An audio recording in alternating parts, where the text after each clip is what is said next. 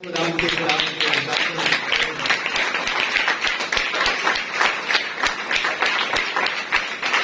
तो आइए मेरे साथ बाइबल मुकद्दस को खोलिए और मत्ती की अंजील उसका पहला बाब और उसकी 18वीं आयत से हम पढ़ेंगे। 18वीं आयत से लेकर 24वीं आयत तक। मत्ती की अंजील उसका पहला बाब और उसकी 18वीं आयत के अंदर लिखा है, अब यीशु मसीह की पैदाइश इस तरह हुई कि जब उसकी मां मरियम की मंगनी यूसुफ के साथ हो गई तो उनके इकट्ठे होने से पहले वो रूह कुद्दस की कुदरत से हामला पाई गई। बस उसके शोहर यूसुफ ने, जो रास्तबाज था, उसे बदनाम करना नहीं चाहता था, उसे चुपके से छोड़ देने का इरादा किया।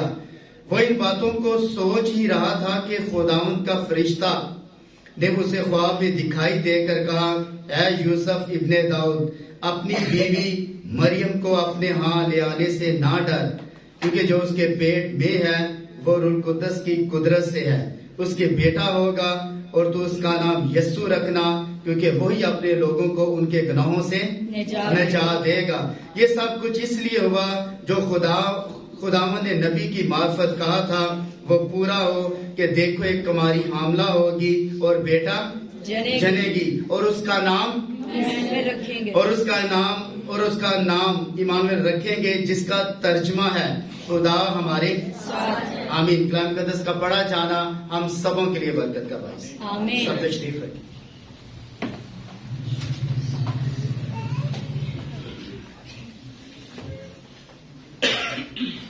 थोड़ी देर के लिए हम इस बात के ऊपर गौर करना चाहते हैं।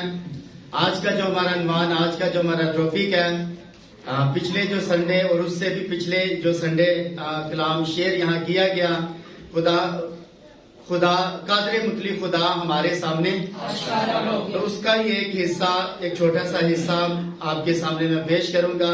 और क्रिसमस के बाद भी हम इसको जारी रखेंगे ताकि आप यीशु मसीह की अलूहियत के बारे में और वननेस के बारे में आप जान सकें कि दर हकीकत यीशु मसीह है कौन। ये कंफ्यूजन, ये जो हमारे जहन डबल माइंडेड होते हैं कि दर हकीकत यीशु कौन है, तो इसको क्लियर करने के लिए इसको हम जारी रखेंगे। और खुदा ने चाहा तो खुदा उनके खादम मुबशर नाज़िम साहब की भी हम रहनुमाई लेंगे ताकि इसको हम जो रियलिटी है, जो सच्चाई है, हम पूरी कोशिश करेंगे आप तक पहुंचाने की, ताकि आपके कंसेप्ट, आपके सवालात और आपका जो जहन डबल माइंडेड है इसको क्लियर करने के लिए हम यहाँ प्रीच करेंगे ताकि आप सच्चाई को जान सकें भी। आमीन।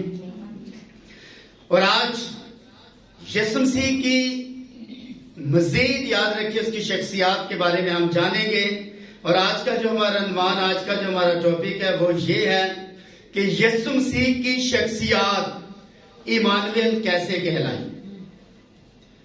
यीशु मसीह की जो शख्सियत थी ये इमानुएल कैसे कहलाई। तो हमारे जहनों के अंदर ये सवालात उठते हैं कि खुदा कैसे, खुदा इंसान बना भी,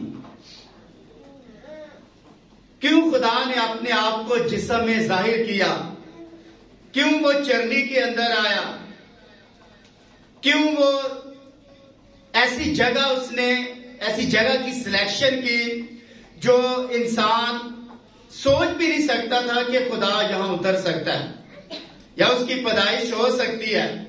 तो ऐसे सवालात हमारे जहनों के अंदर गर्दिश करते हैं। तो बहुत सारे सवालात हैं, तो इसको थोड़ा सा क्लियर करने के लिए मैं पूरी कोशिश करूंगा। आज ना हुआ तो कल ना हुआ तो परसों हम इसे जरूर क्लियर इसे कर देंगे।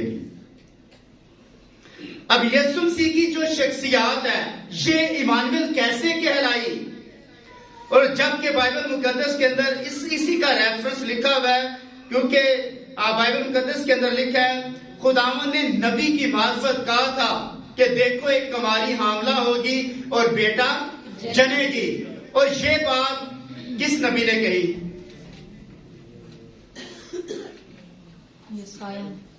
यसाया ने। और यसाया नबी अकबर के अंदर आता है और जबरदस्त किस्म का खादम है। मेरे साथ आप बाइबल मुकद्दस को खोलिए, यशायाह की किताब, यशायाह की किताब उसका 7वां बाब और उसकी 14वीं आयत के अंदर लिखा है, बल्कि 13वीं आयत से हम पढ़ेंगे। तब उसने कहा है, दाऊद के खानदान अब सुनो, क्या तुम्हारा इंसान को बेजार करना कोई हल्की सी बात है कि मेरे खुदा को भी बेजार करोगे? लेकिन खुदावन तुमको एक निशान बख्शेगा, लेकिन खुदावन तुमको एक निशान बख्शेगा। देखो, एक कुंवारी हामला होगी और बेटा पैदा होगा और वो उसका नाम इमानुएल रखेगी।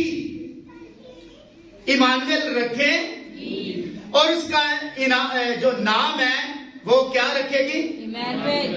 कब रखेगी? जब वो पैदा होगा तो उसका नाम क्या रखा? लेकिन नाम पैदा होने से पहले कौन सा नाम है?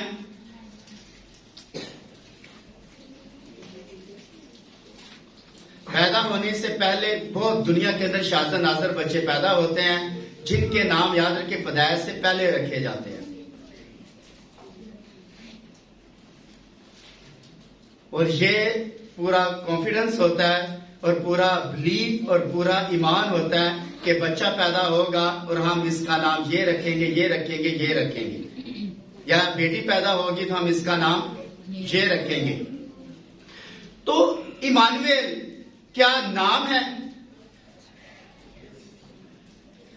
या यीशु नाम है?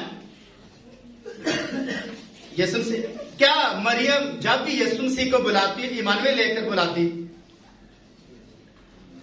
जब भी उसके भाई उसे बुलाते, यूसुफ, यहूदा, शमाउन, याकूब और उसकी बहनें जो मरियम से याद रखे आगे जनरेशन चली, क्या उसके रिश्तेदार इमानुएल लेकर बुलाते या यशवा कहते हैं? जोशवा अब्रानी ज़बान के अंदर यीशु मसीह का ओरिजिनल नाम यशवा, जोशवा आसान लफ्जों में। तो क्या इमानुएल बाइबल मुकद्दस के अंदर किसी ने नाम लेकर बुलाया? मरियम जब भी अपने बेटे को बुलाती तो क्या इमानुएल नाम लेकर बुलाती? और जिसकी ट्रांसलेशन यूं की गई है, खुदा हमारे साथ, खुदा हमारे साथ। क्या आपको समझ नहीं आई कि वो कौन है? क्या कलीसिया को समझ नहीं आई कि मरियम के साथ कौन था, याकूब के साथ कौन था, यहूदा के साथ कौन था, याकूब के साथ कौन था, यूसुफ के साथ, बहनों के साथ कौन था? आमीन। क्या उन्हें समझना है? क्या इमानुएल नाम लेकर बुलाया गया या नहीं? क्या कहते हैं आप? और आगे लिखा है, और वो दही और शहद खाएगा। उसकी खुराक क्या होगी? दही और शहद। अब यीशु मसीह क्या चीज खाया करते थे? दही। हाँ, दही और इसका क्या मतलब है? दही और शहद यीशु मसीह की, क्या वो दूध नहीं पी रहा था? वो दही, बच्चा छोटे बच्चे को दही खिला सकता? मुझे ये बताएं शहजाद साहब, आप जो आपको कभी दही खिलाते हैं और शहद नहीं देते, लेकिन ये बच्चा जो है, जो इमानुएल है, ये इसकी खुराक क्या, डाइट क्या है इसकी?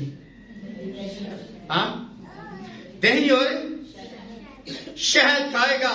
और सुनिए खास बात, अब देखो, एक कुमारी हामला होगी और बेटा जनेगी और उसका नाम इमानुएल रखेंगे और वहां रखेगी। वहां क्या कह रही है? कौन? और यहां कौन रखेगा? अब रखी और रखे, इसके अंदर फर्क है या नहीं? वाहिद जमा है, मोनस मुज़क्कर हमें सॉरी नजर आते हैं। अब रखेगी लड़की हमें नजर आता है, रखेगा लड़का। अगर ग्रामर हम जानते, तो अगर पठान है तो रखी और रखे का वो नहीं फर्क रखते। मैं आऊंगी, एक मर्द कह रहा होता है कि लाका मैं आऊंगी, ठीक है, तो वो रखे या रखी के बारे में नहीं जानते, लेकिन हम क्योंकि ग्रामर जानते हैं, तो जो बच्चा याद रखिए, जब छोटा बच्चा होता है ग्रामर नहीं जानता, रखे रखे की मोनस मुजक्कर ये नहीं जानते। अब बच्चा जूं पढ़ता है मोनस मुजक्कर और ये वाही जमा, ये सब कुछ जो है ये चीजें जान लेता है। अब इमानुएल यीशु मसीह की शख्सियत के साथ जुड़ा हुआ है या नहीं? इमानुएल की ट्रांसलेशन क्या है? खुदा हमारे साथ। खुदा हमारे साथ। ये टाइटल है या नाम है? ये लक़ब है या ये टाइटल है, ये लक़ब है या फिर ये नाम है?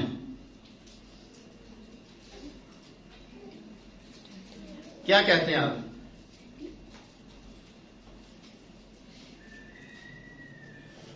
हो सकता है। हाँ, नाम है। पता, जब हम बच्चों का नाम रखते हैं तो कई बार हम उनके जो है टाइटल रखते हैं। टाइटल शेर बच्चा मेरा, ठीक है, शेर, चीता, टाइगर भी लोगों का नाम है। शेर, मोंकी तो कोई रखता नहीं है, ठीक है। तो जो ज्यादा अच्छे नाम है या पावरफुल नाम है, जो टाइटल सूट करते हैं आपके बच्चों के ऊपर, आप वो नाम रखते हैं। अब इमानुएल बड़ा खासो खास है और स्पेशल हमारे लिए। और आज मैं आपको बताना चाहता हूं, सुने इस बात को, कैसे खुदा इंसान बना और उसकी शख्सियत इमानुएल कहलाई। क्योंकि उसके अपने इंसान में गुनाह की अदालत की जरूरत थी। अब ये बात आपको समझ आई? क्योंकि उसके यानी खुदा के अपने इंसाफ में अदालत की जरूरत थी। क्या कोई बात समझा? जब कोई सियानी बात आती है आप समझते नहीं। हिकमत वाली बात, ये हिकमत वाली बात है। क्योंकि क्या कोई भाई या बहन को समझा?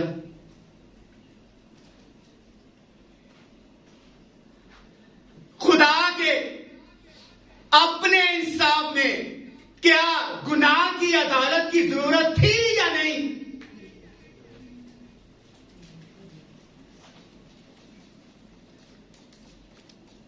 अभी याद आया, जरूरत थी या नहीं? यस या नो? ये बात आपको हजम नहीं होगी, क्योंकि ये बात थोड़ी तगड़ी है और इसको समझने के लिए उसकी इमानुएल की जो शख्सियत है इसको जानना जरूरी है। इमानुएल नाम नहीं है, इमानुएल टाइटल है, लक़ब है सर।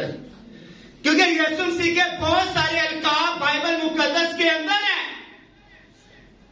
अल्फा और ओमेगा, आखिर और इंतहा, चट्टान, कादरे मुतलिक, ये सारे टाइटल है सर। लेकिन नाम क्या है? यीशु नाम है। अब उसके अपने इंसाफ में गुनाह की अदालत की जरूरत थी या नहीं, मुझे यह बताएं पहले, फिर आगे चलते हैं।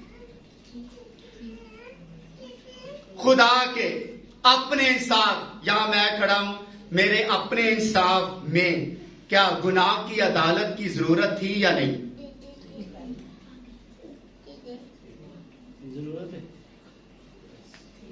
जरूरत थी। और अब कुंडी खुल गई है, बोलते जाए जरा, थी या नहीं? मशवरा कर सकते हैं एक दूसरे के साथ। क्योंकि उसके अपने इंसाफ में गुनाह की अदालत की जरूरत थी। और उसका इंसाफ पाकीज़गी और सिर्फ इंसाफ की डिमांड करता है। आप इंसाफ और पाकीज़गी क्या मांग रही है? इंसाफ मांग। क्या मांग रही है? इंसाफ। जब 5वीं मोहर खुली तो पांचवी मोहर खुलने के साथ ही जो मसबे के नीचे रूहें चला रही थी, क्या चला रही थी?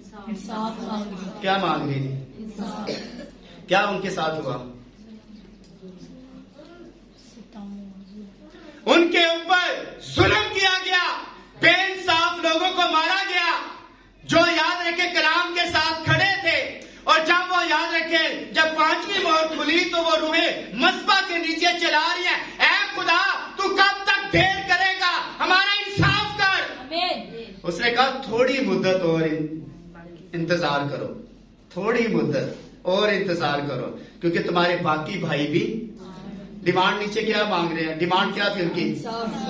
अब खुदा के इंसाफ में क्या गुनाह की अदालत की जरूरत थी या नहीं थी या नहीं?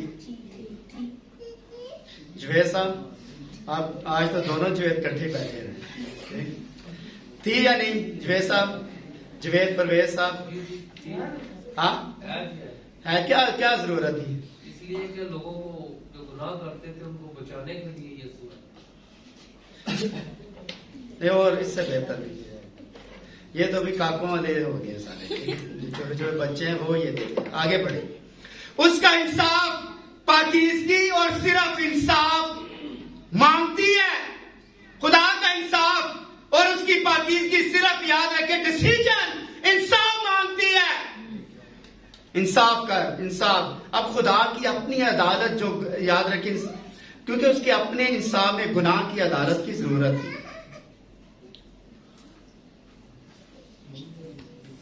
क्या खुदा बेइंसाफ हो सकता है? No sir. मुझे ये बताएं, नाज़िम साहब को गाड़ी दे दी है और मैं यहां तड़प रहा, मुझे नहीं दी।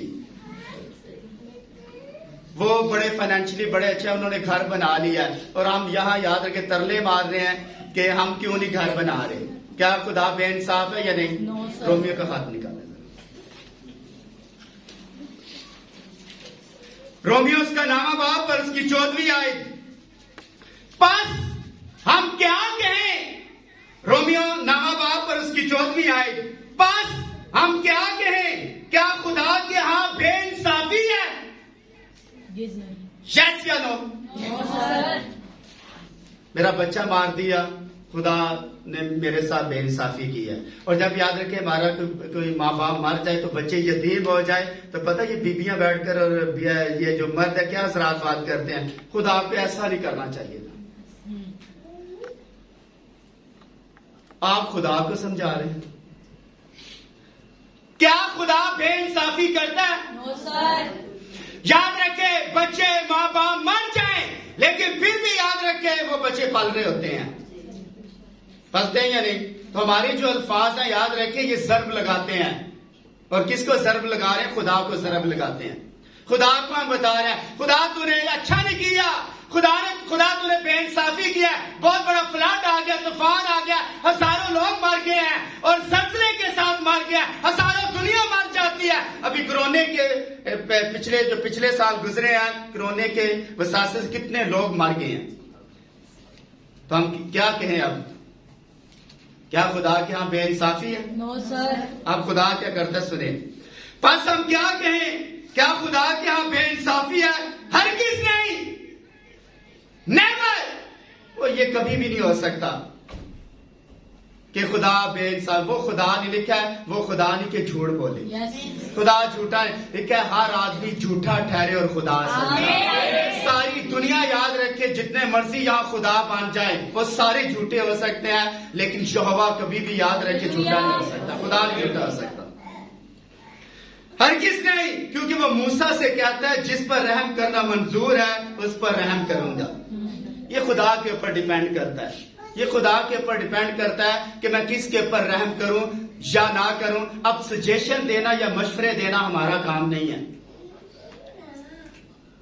मेरे औलाद नहीं हो रही, खुदा पता नहीं क्यों नहीं मुझे दे रहा। उनके 2-2, 3-3, 4-4, 10-10 बच्चे हैं, हमारे तो हो ही नहीं रहे।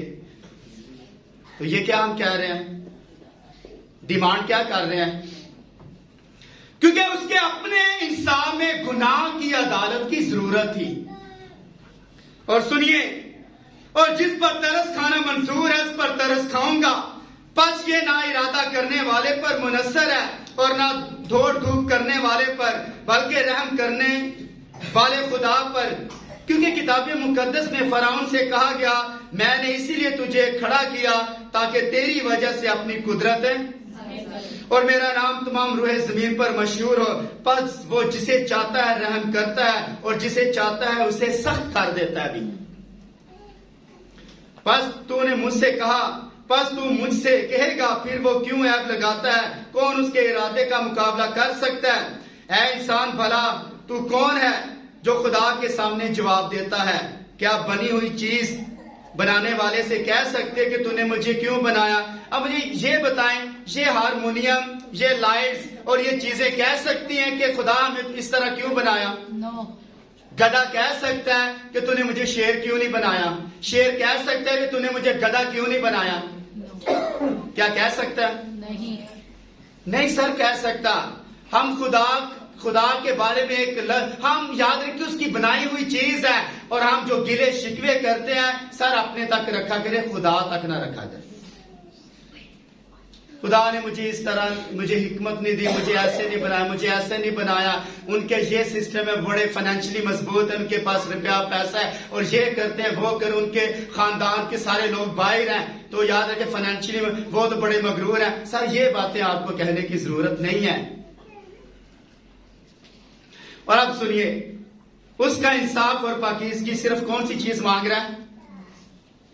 कौन सी चीज मांग रहा है? इंसाफ मांग रहा है। एक कानून बगैर सजा के कोई हैसियत नहीं रखता, याद रखें। एक कानून बगैर सजा, ये अदालतें क्यों बनी हैं? हाँ, और जहां कानून नहीं है वहां याद रखे अदालतों और थानों का और बाकी चीजों का कोई, और जहां डिसिप्लिन नहीं है वहां फौज का होना फिर याद रखे जरूरी नहीं है। तो मेरी बात समझाई, डिसिप्लिन को याद रखे, कानून आपके पास है, अगर कानून नहीं है तो फिर याद रखे कोई चीज अहमियत नहीं रखती। और आगे सुनिए, एक कानून बगैर सजा के कोई हैसियत नहीं रखता, वो बजाते खुद अपने कानून को तोड़कर खुदा नहीं हो सकता। खुदा अपने कानून को किस तरह तोड़ सकता है? राइट। कोई आप समझा या नहीं? Yes sir. क्या समझे? खुदा इंसाफ का खुदा। को समझा या नहीं? वो बजाते खुद अपने कानून को तोड़कर खुद खुदा नहीं हो सकता। अपने कानून को तोड़कर वो खुद खुदा। क्या इस बात की किसी को समझ आई? जरा हाथ बुलंद करके खड़ा होकर जरा थोड़ी सी तशरीह करे जरा।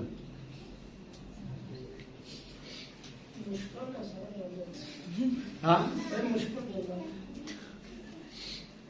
मुश्किल तो है, लेकिन समझना भी तो सर आपने है ना। अभी तो हमारे सारे लोगों के सर सफेद हो गए हैं, ठीक है, तो बूढ़े हो गए। याद रखें हम कलाम सुनाते रात को भी पास्टर साहब यही कह रहे हैं, हम बूढ़े हो गए प्रशिश कर करके, तो अभी तक हमें तालियां बजानी नहीं आई। तो हम भी बूढ़े हो गए हैं ये मुकाशफात सुन सुनकर, और अभी तक हमें समझ नहीं आ रही। और ये समझ याद रखे पास्टर नहीं, हमेशा खुदा आपको देता। खुदा समझ देता, बंदा समझ नहीं दे सकता।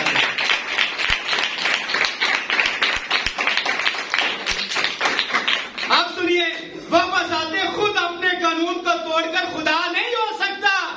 यही वजह है कि खुदा को इंसान बनना पड़ा। यही वजह है। अब समझ आई क्यों वो इंसान बना? यही वजह है। क्या वजह? कि उसको इंसान बनना। वजह क्या है? वजह नहीं बता सकते आप। सुनिए, वजह मैं आपको बताता हूं, सुनिए। यही वजह है कि खुदा को इंसान बनना पड़ा। वो इसलिए किसी कायम मुकाम या एक बेटे को, एक आम बेटे को नहीं ले सकता था। सर वो मुझे नहीं ले सकता था, चांद को नहीं ले सकता था, भाइयों में से किसी को नहीं ले सकता था। जितने भी आप बेटे बैठे हैं और जितने भी लोग बैठे हैं, इनमें से किसी आम बंदे को नहीं ले सकता था। अगर ले लेता तो फिर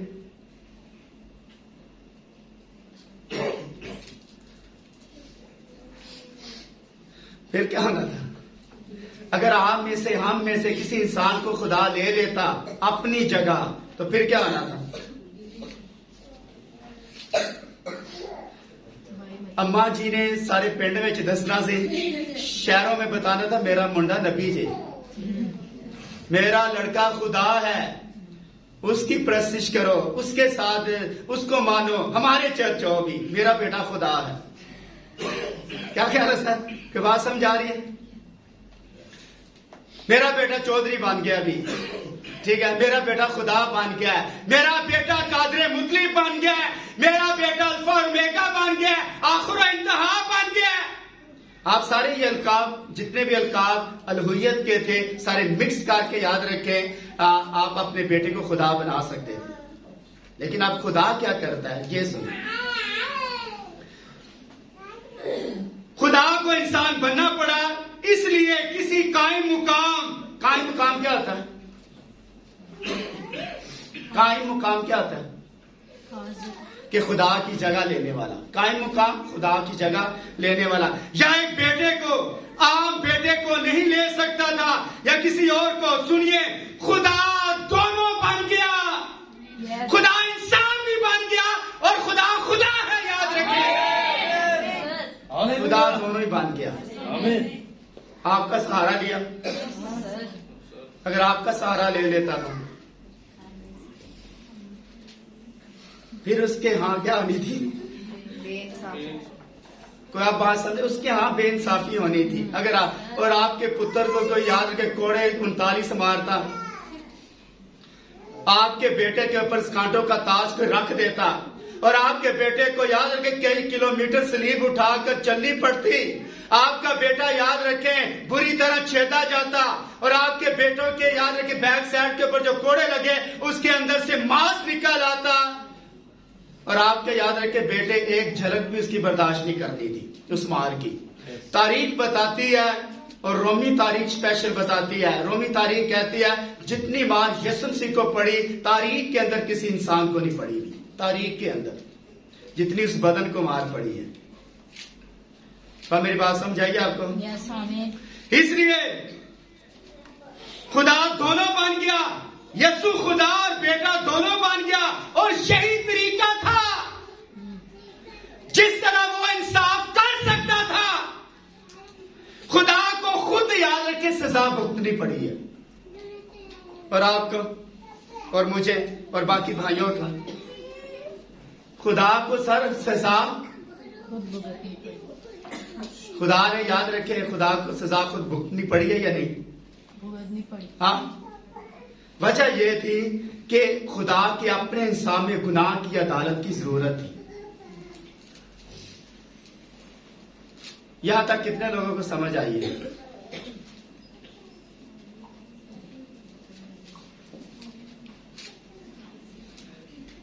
एक दूसरे से जरा चेहरा एक दूसरे की तरफ करें जरा, तो आइए समझ आपको। हम यीशु मसीह की शख्सियत जो इमानुएल कहलाई इसके बारे में सीख रहे हैं। सुनिए, इस तरह नहीं चल सकता था कि वो सब किसी और शख्स पर डाल देता। बस यीशु की शख्सियत खुदा थी जो जिस्म में जाहिर हुई और वही याद रखे इमानुएल कहलाई। याद रखे वही चीज इमानुएल।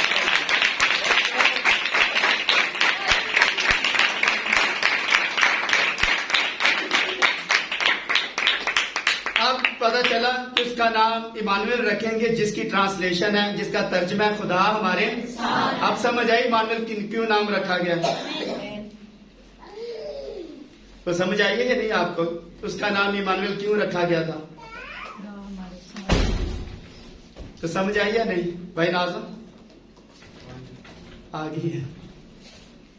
बाकी बहनों में से बहन इरशाद, बाकी बहनें, बाजी शनाज को समझ आई है नहीं? अभी मुश्किल आई है। इसलिए याद रखें कैसे यीशु मसीह की शख्सियत इमानुएल कहलाई। यीशु मसीह की शख्सियत खुदा थी जो जिस्म में जाहिर हुई और वही शख्सियत इमानुएल कहलाई है। कोई और याद रखे चीज हम याद रखे इमानुएल नहीं हो सकते। नाम के इमानुएल हो सकते हैं लेकिन शख्सियत के लिहाज से कि खुदा याद रखे खुदा उसके साथ था, यानी यीशु मसीह खुदा था। और वो याद रखिए शख्सियात इमानुएल वो शख्सियात कहलाई है।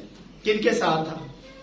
हमारे अब उसके भाई, उसकी बहनें, उसके रिश्तेदार, उसके जानने पहचानने वाले, कोई बंदा ये साबित ही नहीं कर सकता था कि ये खुदा उतरा हुआ जमीन के ऊपर। वजह ये थी, वजह क्या थी? यीशु मसीह को लोग पहचानने से कासिर रहे हैं। अभी यीशु मसीह को पहचानने से लोग कासिर रहे, पहचान ना सके कि ये शख्सियत इमानुएल है या नहीं है। वजह यह थी, मैं आपको बता, यीशु मसीह कितना खूबसूरत होगा, इतना नहीं था। कितना खूबसूरत होगा, तकरीबन कितना? यीशु मसीह याद रखिए खूबसूरत नहीं था फिजिकली। यीशु मसीह, यशायाह की किताब उसका 53 बाब निकाल,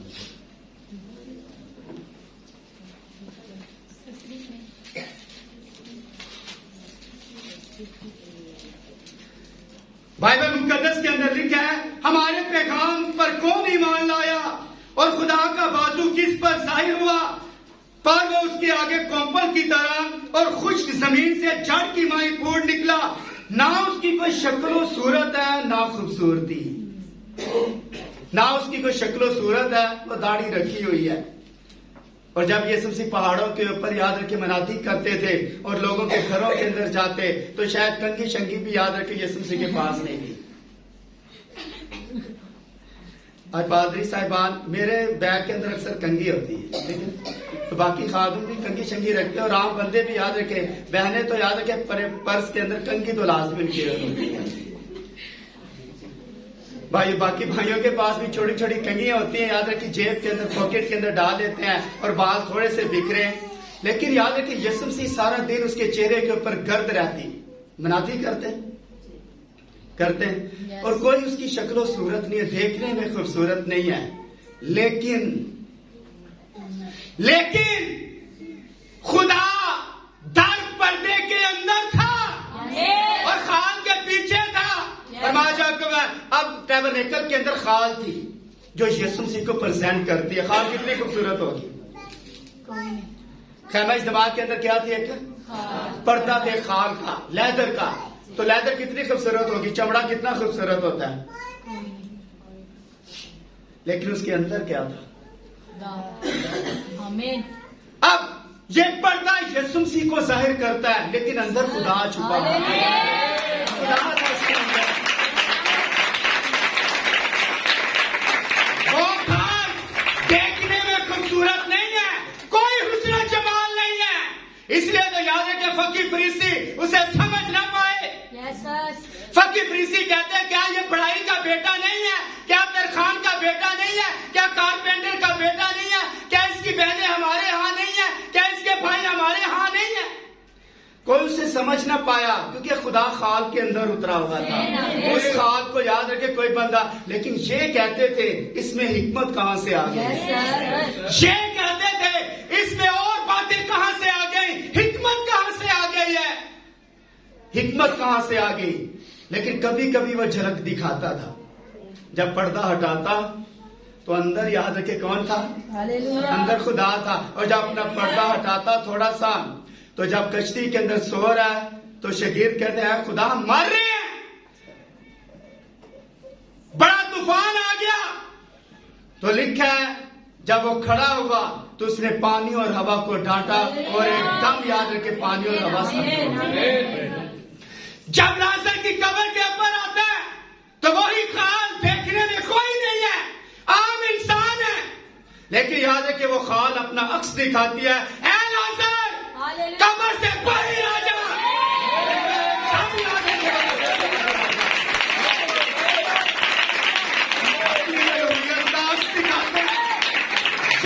की शख्सियत इमानुएल थी ना, इमानुएल की सामने उसने कर दिया।